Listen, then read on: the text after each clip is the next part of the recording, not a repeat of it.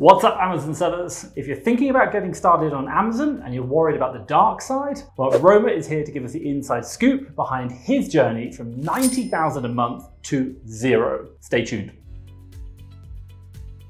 Roma, first things first, I just want to say thank you for being open, honest, and transparent about this, and also sharing with the community. If anyone doesn't know who you are, can you introduce and tell us a little bit about your Amazon journey so far? Yeah. So my name's Avery, aka Roma the Roamer. I came up with that name years ago because it's my goal to travel the whole world. My claim to fame is I lived in my car back in 2018, and I would go to thrift stores. I would scan the books at the thrift stores, and if they were going for like $20 or more on Amazon and they had good demand, I would purchase them. I would go to Starbucks, pack them up in a box, ship them to Amazon FBA. I did $80,000 my first year, $350,000 my second year. Then I started a business called restrictedinventory.com. I told the whole Amazon community, hey, send me your textbooks. I'll sell them for you, because I found out other people couldn't sell textbooks, but I could. And that's when, social media became my friend. And for the first time, I thought I was famous. I had like 5,000 followers on Instagram. I would do little meetups in New York. I'd have like 10 people show up. I felt like I was a shit. And basically I built this business where people would send me their books, and I started doing 1 million plus every year since. And I would sell their books for them on Amazon at a 50-50 split. And then I started Miami Sellers Conference at some point. Long story short, basically, I've been super connected with the Amazon seller community. And ironically, actually, my talk at Miami this year, I don't think my talk at Miami was that good this year, but ironically, it has a lot to do with what we'll talk about in this video. I was doing $90,000 a month in wholesale, and I was making like 25 grand profit. About 2 weeks ago, before I arrived to Costa Rica, I opened up my phone, and the nightmare came true. I had, I think, my 6th Amazon account get shut down,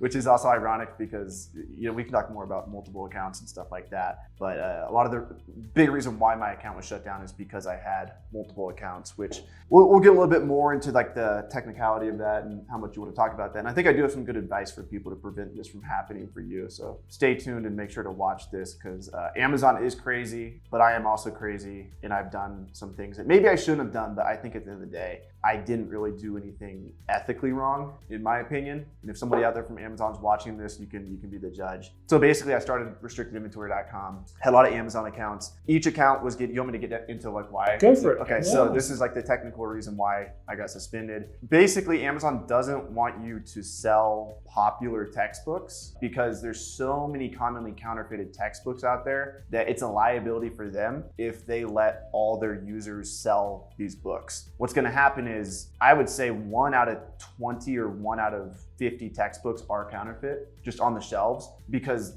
a long time ago, or not even a long time ago, it's still happening today, Indians are shipping books to America for like $1 a piece, and they're being sold on Amazon, all different platforms for like $300 plus. So as you can imagine, the profit margins are extremely high. So in 2017, Amazon said, we don't want any new sellers selling textbooks because we're afraid that we're gonna get a lawsuit from the brand, and the brand would have sued them. The brand successfully sued a much smaller company who did not have very deep pockets for like 30 million. Wow. And so if they can sue a company not worth 30 million, imagine how much they could sue Amazon for. And so Amazon said, all right, we're not going to allow any new people to sell textbooks. Meanwhile, young Avery is out there, and I know nothing about this. And I'm like, hey guys, send me all your books. And I don't really understand why Amazon's restricting people, blah, blah, blah. And so pretty quickly my account gets shut down because I accidentally sold a counterfeit book. There's a law firm that does test buys. They purchased from me and they said, hey, this is counterfeit. Now this is actually really common in online arbitrage as well. Vans is a brand that Voorhees is the law firm that will say your items are counterfeit. But guys, it's very different if they say new items are counterfeit versus used items. If you're an online arbitrage or wholesaler and you're getting a counterfeit claim on items, you're much safer as long as you have legitimate invoices or receipts, for that matter, because you are selling authentic product. And then we can talk a little bit more about that later. It's an interesting angle, it's effective, it's a scare tactic, it does work sometimes. But with the used market, anytime a company says your used item is counterfeit, it doesn't matter if it's counterfeit or not. They are gonna win that argument. How are you gonna prove a used secondhand item is legitimate? You don't have an actual invoice. And if you do have an invoice, it was a used product anyway.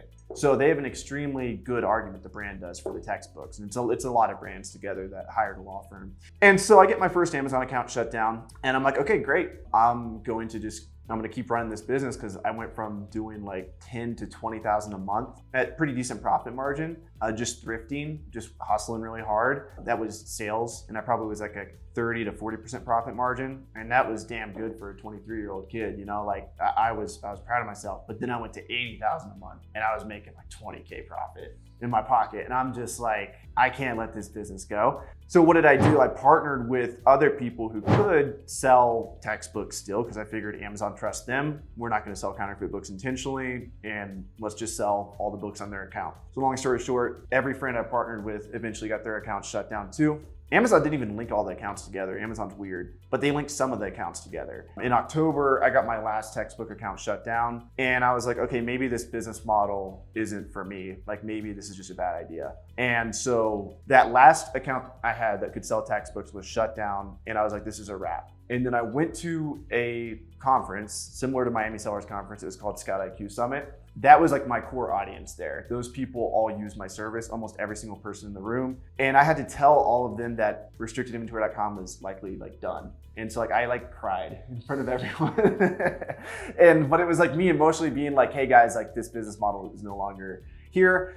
And then I actually partnered with someone at that event, and restrictedinventory.com is still alive to this day because I partnered with him. And this person has an Amazon account that is trusted by the brand. The brand actually visited his warehouse and said, we trust you to sell textbooks because you have all your systems in place. He paid to become part of the program, whatever. And so now he actually keeps a majority of the profit. Restrictedinventory.com is still around, but I had that one last account shut down. So in the meantime, I'm still operating my regular Amazon business, online arbitrage, wholesale, whatever. Fast forward to 2 weeks ago, actually fast forward to March of last year. This is kind of technical, so it might be boring, but in March, they connected my account to the account that was shut down in October. And they said, your Amazon account is shut down because it's connected to another Amazon account that's shut down, the one that was selling textbooks. And they said, you can have your account back if you get this account back first. I got my friend's account back.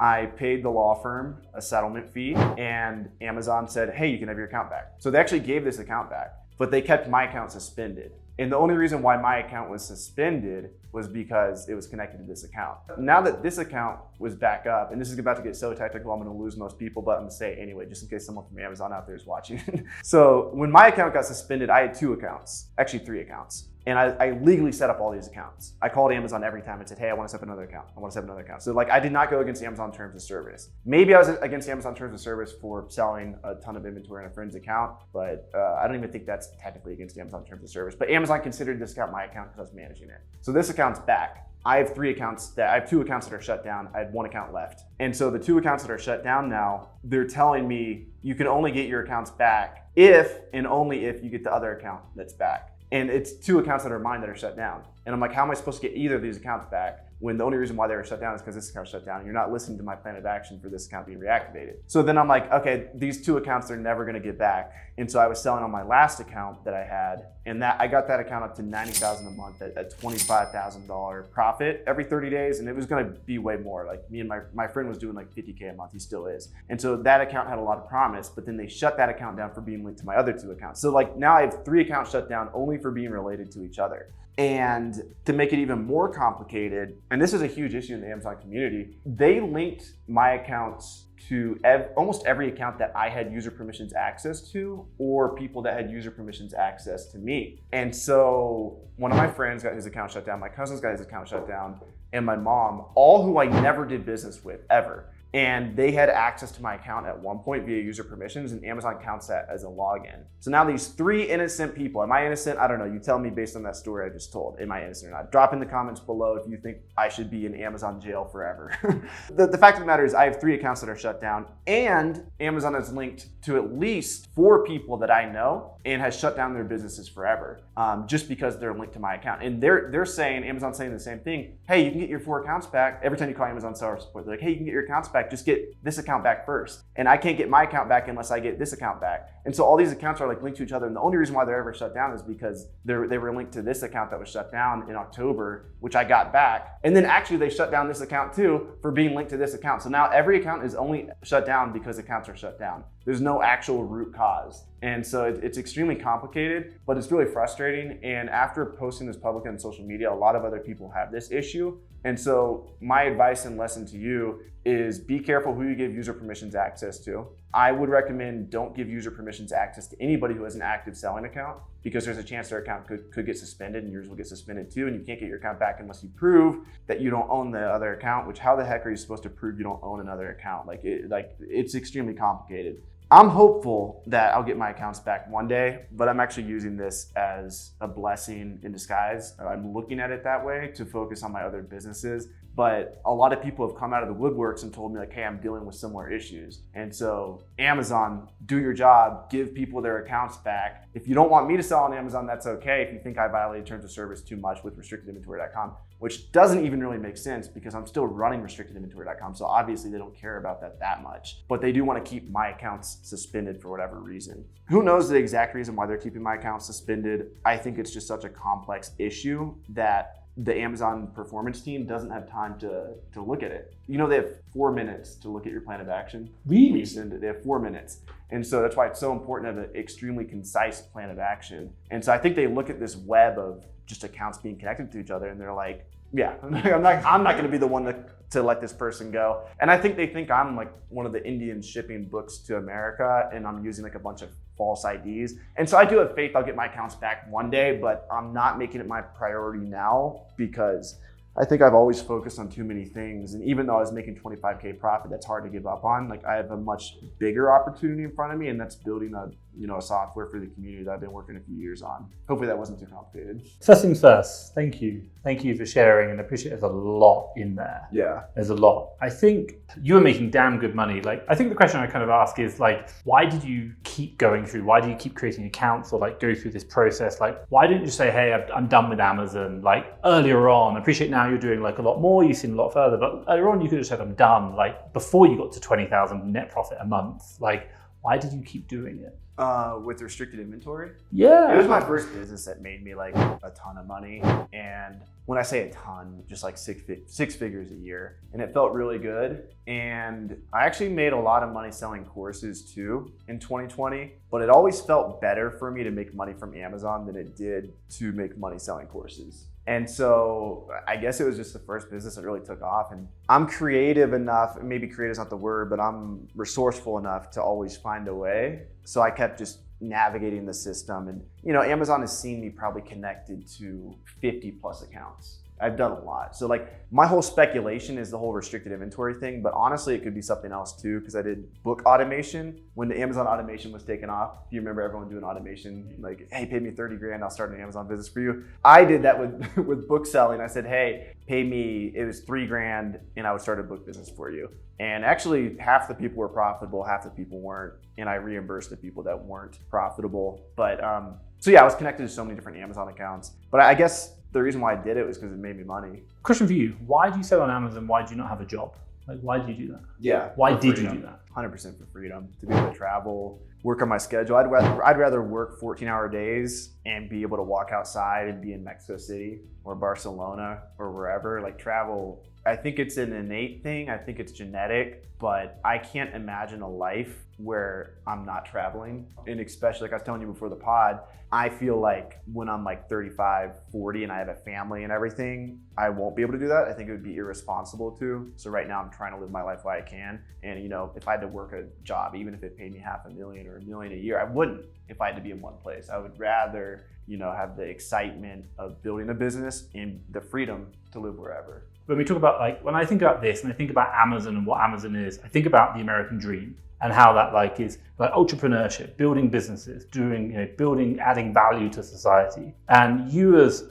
a younger version of you is like, wow, there's this great opportunity. And we've got Amazon right now, which is an amazing company, which has changed the dynamic of e-commerce for the whole of the world effectively. And it's given an opportunity to so many people and it has changed. And sometimes we make mistakes in that. But the question I'm kind of asking is for you, you've made mistakes and you're trying to continue to live that American dream with this amazing opportunity, like you said. The question I kind of come back to is, what have you learned about that, about your mistakes? But also as well, if Amazon is watching this, what can they learn from your experience and how can they improve for other sellers who want to live the dream? Because this is an amazing platform. it's not just me who lives in fear of account shutdowns. I think I definitely lived in more fear than most Amazon sellers because I knew of my past history with account shutdowns and I knew there was a chance they would link to me. But a big lesson is like, do everything by the book. Like if you see someone, I used to laugh at people who are like, don't log into someone's Wi-Fi. Be paranoid. The paranoid survive is a phrase. You know, at the end of the day, like I had $250,000 in inventory at Amazon that I'm luckily letting me remove it. Only, I think it's like $7,000 in removal fees. So luckily I can get that back. But every Amazon seller at scale, like once they're doing hundreds of thousands a month and they have all their capital invested in inventory, they're like, what if it just gets shut down? So I just do everything by the book, you know, and then on top of that, like be paranoid, like don't give people user permissions. Don't do what I did and, you know, finagle the system with like multiple accounts, which is essentially what I was kind of doing with restricted inventory. But at the end of the day, like I wasn't intentionally like selling counterfeit products. Like if I was doing that, I would say, fine, shut me down forever. But all I was doing was using accounts that were approved to sell certain categories, and I was leveraging those people's accounts to sell them. You know, look at Amazon Terms of Service, study it well, and be paranoid, you know? And I used to not say that. Like I've definitely changed my opinion on that. Like at Miami Sellers Conference, if you guys come through, probably don't log into Wi-Fi, you know? Like be extremely paranoid, you know? And I think that'll serve you well. I think it's, as entrepreneurs, we're inherently optimistic. We have to be, because if you were being realistic, you should not build your business and you should get a job, because statistically, majority of businesses fail. So you'd be better off not building a business. I would also argue that very few people actually put 100% effort into those businesses. So like, even though like 9 out of 10 businesses don't make it past 5 years, how much of those people actually tried? It's probably the same. I'd probably say the similar amount of people don't put as much effort into their jobs. Exactly. Who we are. But at least they get the guaranteed paycheck. Agreed. So like as entrepreneurs, we're optimistic. And the one thing we're really bad at is managing for risk, like protecting against the negative. And you talked about earlier, like you had $250,000 worth of inventory. I know people with $250,000 worth of debt, which is the inventory, and their actual asset value is like $50,000. Yeah. And it's like, well, maybe $7,000. So like they lose everything when they get suspended. Yeah. So, you know, I appreciate that. And I appreciate if you were like sharing about being careful, don't log into other people's accounts. I think we talked about it in a private chat, like be very careful clicking links that people send you. These things have like tracking codes in them. Wi-Fi, people logging onto other people's computer, MAC addresses are so common, letting other people use your computer, don't do that. That's a big one. Definitely never let anyone log into your device. That's a hard one to fight. Yeah, because then it's like, how do you know who the person is? Agreed. Yeah. Also as well, I think the one thing you mentioned earlier on about used and new, I did some research about this on Amazon's terms of service, or like their guidelines, and they talk about, they want to be able to prove the supply chain back to the manufacturer. Now, if you're doing like, it's not official, but if you're doing OA, they would assume that Walmart is buying legit products from the manufacturer. They're not selling fakes. So they'll be happy to get the supply chain down to Walmart, for example. So as long as you've got a Walmart invoice, you should be okay. I'm not saying you will, but you should. But if you're used, you have no supply chain trail from the number of used people. That's a big problem. Like, and I get your argument. I was like, that's a really good point. Yeah, and so that law firm that represents the brand has the best argument. Like it is the lawyer's dream. It's the best case scenario if you're trying to kick people off Amazon listings, because how can you argue against a used IP complaint? You can't. But the new IP complaints, while they're scary, you're right. You can fight them if you have receipts going back to a legitimate source. And if you're scared of an IP complaint, you should always look up who IP'd you, whether it's the law firm or whether it's the brand directly, whoever, and type in their name and then type in like lawsuits, type in cases and see how successful they've been. If you look up the textbook law firm I've been speaking of, they have sued so many people successfully and they've gotten settlements successfully and they've banned hundreds of Amazon sellers. But if you look up like Voorhees, for example, I think Voorhees has actually been sued for false counterfeit claims. And I know one of my friends recently is pretty big in the community. You guys probably know him. I won't mention his name, but he was shut down for a few weeks. No one really knew it. And he actually almost went after the brand to sue them. So if you have legitimate invoices, you do have power and you shouldn't be as afraid when you get IP complaints in that situation. Thank you. Yeah. Question for you, if Amazon's watching right now, and I think it's important, you know, and by the way, like the reason why I think it's important to give feedback back to Amazon is because I've been selling 6 years now on Amazon, but I remember talking to people who've been selling for like 10 years, for example, and they told me, like, when I first started, it was the Wild West. It was like suspend first, ask questions, maybe. And with the likes of Walmart opening up, and also as well, I think like Congress looking at the power influence of Amazon, I think these big brands have to have an ability for us as the little seller who operate through them to have an ability to have a conversation about allegations, should we say suspensions, and be able to deal with that. You mentioned 4 minutes and the web of mess. Like, if Amazon's watching right now, or someone who maybe has influence over that process, what kind of like feedback, advice would you like to give them? Number one, at least tell me what I did wrong or why my accounts are suspended, because everyone's telling me different reasons. Like I insinuated everything I just said. Like, people who watch this video are like, oh, we know what you did wrong. Actually, no, we don't. I filed a Better Business Bureau complaint a few days ago. And then Amazon sends me an email and they're like, we looked at your case and we found out that you're related to this account. And it's an account that I legally set up. I called Amazon and asked permission to have that account set up. And the only reason why that account was shut down is because it was linked to this account. And the only reason why my account was shut down is because it was linked to that account that was shut down in October, which I reinstated. But now this account's shut down because now it's linked to this account, which it's just like a web, a mess. But my message to Amazon would be like, okay, at least tell me, like, maybe you never want me to sell on Amazon again, which I don't think that would be a good conclusion to come to if you actually look at my case. But maybe you would be like, okay, this kid was selling textbooks on a bunch of different accounts. Therefore, he's essentially a counterfeiter. What would the word be? Like, I'm just like a finagler. Like, I'm like, but my argument would be I wasn't intentionally selling counterfeits. Did some counterfeits get sold? Yes, obviously.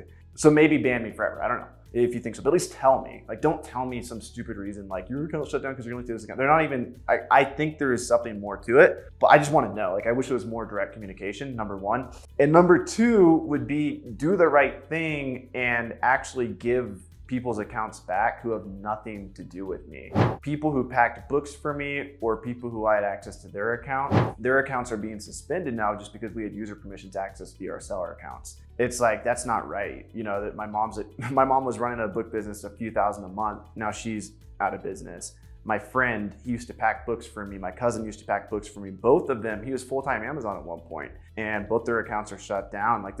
And then one of my followers' accounts, he had user permissions access to me for repricing. He offered a repricing service back in the day. His account shut down too. So I do want to put a disclaimer out there. I know your audience doesn't really sell books, but if you guys use GoToLister or restricted inventory, you're completely safe. This only affects you if you have had access to my account via user permissions or vice versa, and that does count as a login. So I wouldn't even give your friends user permissions access. I wouldn't give prep centers who have an email that is attached to a seller account. I would be extremely cautious when it comes to that. But it is just kind of sad that these innocent people have their accounts shut down for literally no reason. And then when I made all these posts on social media, a lot of people came out of the woodworks and they're like, hey, my account shut down too for being linked to an account that I have no idea is mine. Like, how are we as sellers supposed to prove that we're not related to an account that we don't even know about, which is the reality for a lot of sellers out there that I've discovered recently. So yeah. There are these big conglomerates or big corporations, I think they call them like FANG, for example, the big 5 tech firms. Basically, they create a lot of monopolies within certain areas. I don't know if that's the right word to use, but also they create a lot of opportunities for people to create business. And I think this is a way that, should we say, society is going. But I think also as well, with that opportunity and the privilege to be able to operate such a large organization which affects so many people, is about being able to, should we say, allow us, the little guy, to have a conversation, to understand what's going on, to understand when things go wrong, like actually be able to talk to someone and to be able to fight our case. Yeah. And that's the thing. You would think Amazon, like the huge corporation they are, would actually give you someone who you could talk to and call back. Like, my mom called the other day to try to get her account back, and the guy on the phone was so confident. He's like, yeah, we're gonna blah, blah. And then my mom put us in a 3-way. I just knew the answer to this already, but I wanted to confirm and show my mom how bad Amazon was. And I'm like, yeah, can we call you back personally? Like, if we have any questions about this case? And he's, unfortunately, no. And it's like, we have this person who's looking into this extremely complex case, and now we just have to wait until he responds, and we have no way of contacting him again. And they may never contact us again, it's the truth, And so, like, the sad reality is that seller support is absolutely terrible. We've messaged them on LinkedIn. We've messaged them on the Better Business Bureau. We've messaged them on Twitter. And back to my case, maybe suspend me forever, but at least tell me why you're suspending me. And then number two, give all the people who are innocent their accounts back that are linked to mine, you know? And the fact that we can't even do that, they think these people are me. They actually think that they're me.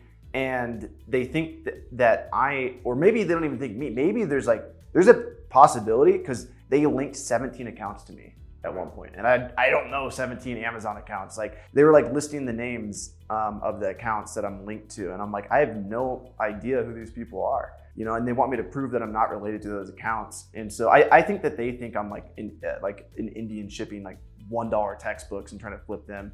And so they're like, this is obviously someone like really bad. And I think they put that mark on my account, or potentially somebody else got that mark on their account and I'm linked to them somehow, like who knows? But I just wish they would tell me.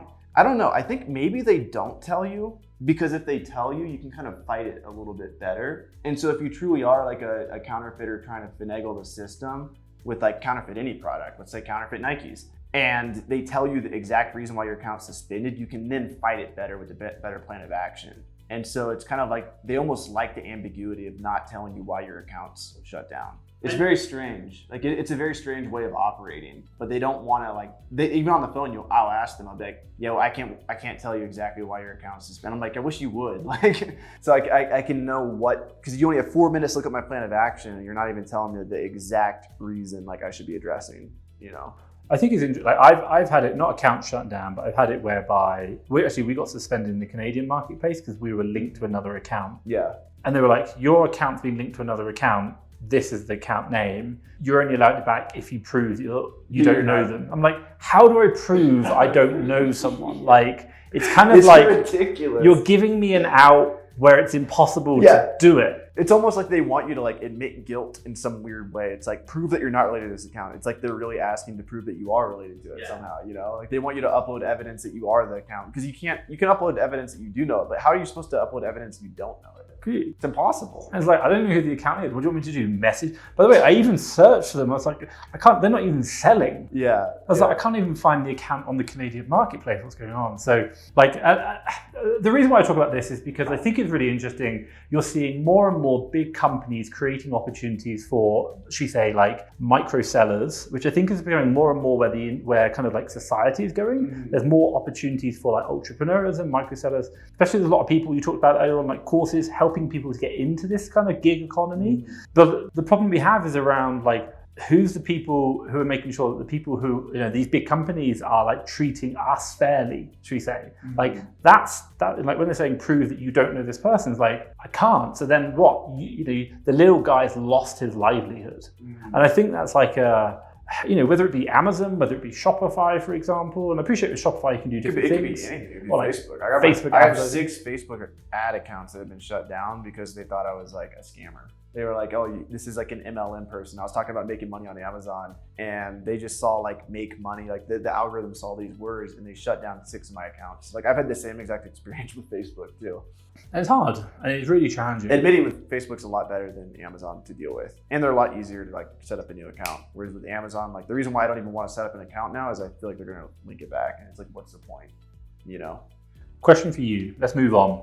Amazon, if someone's right now sitting here going, 90,000 down to 0. This guy, like all these guys are telling us, like, I'm an Amazon seller, you were an Amazon seller, you're now building software for Amazon selling. If someone's like, no, I'm not going to do Amazon because, or they're questioning it, what advice would you have for them? I'd say you're fine. Just, be extremely careful and don't set up multiple accounts. I used to advise set up multiple accounts, but now Amazon has proven so stupid that they just keep linking the accounts that I legally set up to each other, which actually might be the main reason why I'm still suspended is like I set up 3 accounts legally and now they're linking all these 3 accounts to each other. And it's like, I called you guys and asked permission. So don't do that. I mean, there's a lot of money to be had on Amazon, like a ton. Just play by the rules and, be safe. And also like, something I'm thinking about doing, like I don't want to chase too many different things, but I know all the products I was selling on Amazon, I can make a Shopify store and crush it.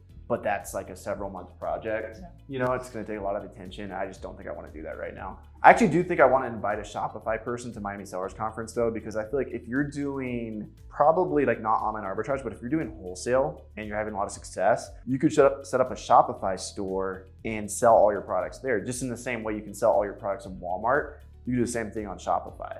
And so I think there's a big opportunity there. Like if somebody's listening and they do want to diversify, sell on Amazon, but then also explore like other platforms like Walmart and even making your own Shopify store, because your own Shopify store you own 100%. And I know for a fact I could build $1 million business with the current products that I was selling on Amazon with Shopify. But again, like I have other priorities, so I'm not sure if I'm going to focus on that. It was interesting. I had someone join one of my coaching programs today. Just joined, like like $50 a month. I was like, "How long have you been? Have you been selling already?" I'm like, "Yeah, I've been doing wholesale for 10 months." I was like, "How's that going?" I'm like, "Why are you doing OA?" And they're like, "Because every millionaire has 7 streams of income." I was like, while I don't know every millionaire, my understanding is that everyone will probably have 1 active stream and 6 passive. Yeah. But not 7 active, which is like trying to learn 7 languages at once. So like, don't do that. And if you're doing Shopify and wholesale and OA or whatever, just focus on one, get that really good before you start diversifying. 100%. I think so. So Amazon selling is good. Still do it, a massive opportunity. And I'll still be an Amazon seller probably for the next decade. I'm taking this as like a little pity party for me right now. If you guys want to help out, go to romertheromer.com/blog9. Read that whole thing. You'll get a full opinion on the case. And if you want, you can email an Amazon executive. We have his email at the bottom. They may or may not help, but I'll be back eventually. Like, let's be real. I plan on releasing a super in-depth YouTube video breaking down the best plan of actions, like the reality of account health, like all these different safety measures you can take. But I'm not going to release that video until I get my accounts back. And it might be a few months. It might be a few years. I don't know. Like I have a huge project I'm currently working on. And I can also make money selling to other Amazon sellers because my product is that good. So I can make less ROI just selling to other people. But yeah, that's kind of where I'm at now. What was your question? Well, no, you said obviously like selling on Amazon is still good. Still recommend it. Definitely play by the rules and never say don't do that. And also keep yourself updated on the rules. That's a really important thing. Yes. If you're unsure, speak to Amazon. Preferably record the call, maybe. Let them know you're recording so you've got evidence. Yeah. So you talked about just a minute ago, you've got other things you're working on. Yeah. What's that? What are you working on right now? So my priority is GoToLister. I have multiple streams of income. Like I said, restrictedinventory.com is still pumping to this day. And that makes me a few thousand a month, nothing like before, but that's nice to have. But now my main focus is GoToLister, which is a software for Amazon sellers, helps them list products. It's factually the fastest listing software on the planet. I've been working on this since 2020. So I paid Indians to develop the first one. We scratched it because they weren't Amazon sellers. They didn't understand what the software needed to be. Then I partnered with Dom, who lives in Florida, and he's an Amazon seller. He was a wholesaler and online arbitrage seller. And we partnered together. He coded the software for me. I gave the idea for it. And yeah, I mean, basically it's like an inventory lab alternative, and it needs a ton of my attention. And now I'm giving like every working hour of my day to this, which is kind of what I've always wanted to do anyway. But part of me felt like a fraud to not be an Amazon seller while selling software, but I've worked through that, and now I realize this software needs 100% of my attention, and so that's my baby, and that's what I'll be focusing on. Talk to me about that fraud thing. Like, if someone's right now like, "Hey man, you're a fraud, you're not an Amazon seller." Tell me about that. Like, how does that go? I took it as, if I'm going to make content about Amazon, I have to have an Amazon business that's prosperous. And so I thought if I didn't have an Amazon account, which is why it crushed me so hard. I was in Costa Rica when I got the email, and it just sunk. I just let it hit me for a while. But I've always had that belief, but I've realized that belief's not true. Like one of my mentors, Caleb, he exited his software company for, I won't even say how much, but he never has to work again. And the only way he built that company was giving it 100% of his effort. And so whatever you do, it's okay to give 100% effort, and so for me, giving 100% effort to this and not being an Amazon seller, like I've worked through it. Like I'm the host of Miami Sellers Conference. I have an Amazon podcast. I can still do all of these things and not actively have an Amazon business that's making money. Like that's just the reality. Are there gonna be some haters out there on YouTube that call me out? Yeah, of course. Like I welcome you guys, come comment on the videos. But at the end of the day, I know that my content's helping people make money. I know that my software is saving them money and making them more money. And I know that if I wanna do my best job at building the software to what it can be, it needs 100% of my focus, not 90%, not 99%. So I actually look at this account shutdown as liberation to fully focus on that. I've not had the account shut down, but I've closed down my UK business. You know, that was doing like 3.4 million a year, which is like insane numbers. We still sell in the USA. But if anyone's going through maybe an account shutdown, maybe they are closing their business down, like what kind of advice can you give them? What kind of learning reflection have you learned? Just look at what mistakes you made, write them down. Like I have the few mistakes that I made. I was a little reckless. I didn't really understand the severity of accounts being linked together. So write down like objectively what went wrong first. And then the truth is like, you can build a prosperous, like there's we're talking about Amazon right now, but there's so many prosperous online businesses you can make. You could drop ship, you could do Shopify, you could do a personal brand, you like sell fucking peanut butter. Like there's so many different ways to make money. And if you just focus 100%, like let's be real, like you're gonna get results. The truth of the matter is like most people only give 50%. Like even Tom over here, how much effort have you put into growing your Amazon business this week? I talk about it all the time. I talk about 4 to 5 hours a week. And by the way, when I shut down that business, I was like, it's because I didn't focus enough. Yeah, imagine. And I'm grateful. Imagine if we scratched all these cameras and like you weren't allowed to do anything. We even took away your ability to travel and all you were allowed to do is run your Amazon business. Different level. 20, 30 million a year. Yeah, easily. Different level. That would actually be a reality, you know? But like obviously you're choosing to do different things and that's the lifestyle you want. But the fact of the matter is like every time something bad happens, like if you're watching this and your account is shut down, think about what you want to do in the future. You can probably get your account back, but think about, you know, what you can do better to prevent that in the future, and think about what type of business you want to really build, and just give 100% effort. And I promise you, like you'll see results. Like it's incredible if you truly focus on something. So. And what advice would you give to people who, and hey, I know it because I've been there, when they're in that low point? Like it's, you know, I think you said it, we had a really off the cuff conversation last time we met. I literally was about to leave and you said, I think it was like 6 days after that email came through, you were in a bad place. And I was like, I know what the bad place is like. Like when you're there, like what advice would you have for them? Use it, man. Like be thankful for that. You know, because if you are in that low point, it means that you're telling yourself at least some form of truth. Maybe you're emotionally overreacting to it, but let that emotion stick inside of you and then use it as fuel. You know what your vision is for the future. You know what you want to accomplish. And so it doesn't matter if you're happy, sad, depressed. In this case, you'd probably feel really depressed, sad, down on yourself, and you're probably looking at some form of truth. You screwed up somewhere. Take that, internalize it, and then use the way you feel, no matter how you feel, to continue to go forward and take steps towards what you think is necessary to get yourself out of the situation. All you know how to do is like the next step. You know, the next step might be put in a plan of action. The next step might be find more product. You might be in debt. Maybe your account's not shut down, but you're several $1,000s in debt. Okay, roger that, accept that, internalize it, but now do something about it. And no matter how you feel, use that emotion to take action and to go forward. I mean, that's all you can do. Yeah, I think it's really good advice there. And reflect, understand, and it's kind of like running a marathon. When when the darkest day comes and you want to stop, it's just one foot in front of the other. That's it. One step. Keep going. Like, be grateful for it, because you probably have a drive that 99% of humans don't have. If you feel that way, you're obviously being real with yourself too. If you're really upset about the situation that you're currently in, be thankful that, I believe in God, that God put that on you because he believed that you could get through it. The fact of the matter is that if you don't quit, you're going to be successful. Like, it's impossible not to. Like, if you truly try and you don't quit, like, what are you gonna do, die? You're not gonna die. So you're good. Like, you only have one choice. You know what I mean? So like, if you truly know yourself, I know I'm not gonna quit. And so I know I'm gonna be successful. And so it's all okay. Am I sad some days? Yeah, but that's okay. I use that as fuel to keep going, So I'm grateful for the sadness in a weird way.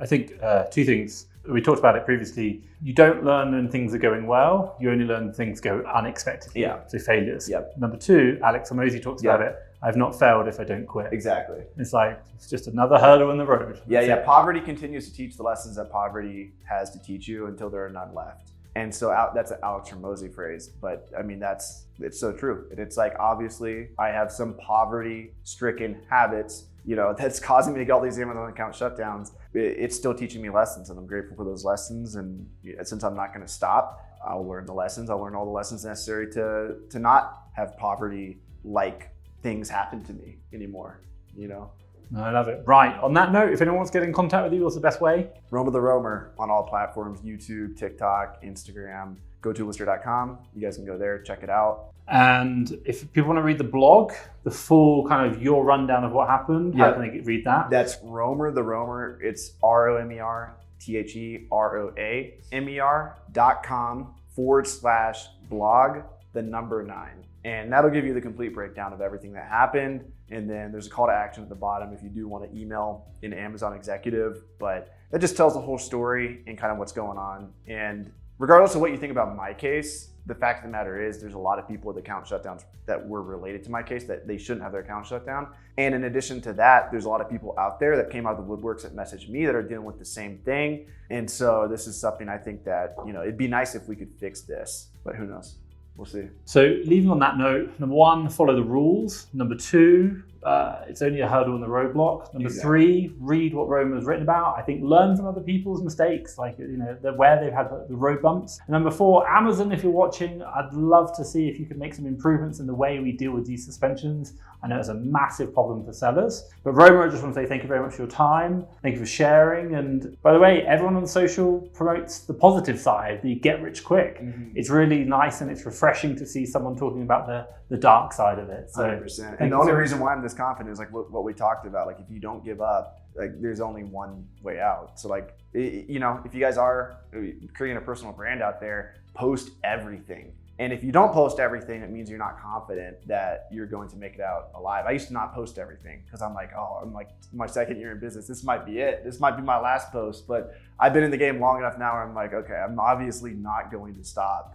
So therefore I'm going to be successful. So you can post whatever. Like don't make a pity party for yourself every week. Nobody wants to see that, but it's beautiful to document the times in business that were really bad. Fast forward 10 years, you're not the person on a podcast talking about, oh, it was so bad back then. You can actually scroll through your Instagram or YouTube and go exactly to that moment. And I think that that's really cool to be able to see your entrepreneurial trajectory, a timeline of this was prosperous. Oh, this was a terrible year. And if you just hide the terrible years, number 1, you're gonna feel terrible during that time because you're not being honest. But number 2, like you're not gonna be able to look back on it and see the beauty of it. And I'm not doing this in a way where I'm like, oh, poor me. I'm doing it in a way of like, Roger that, like some bad shit happened, but let's work out of it. And obviously, me posting shows that I'm confident that I will make it out. And so I invite you guys to document your full journey, not just the good.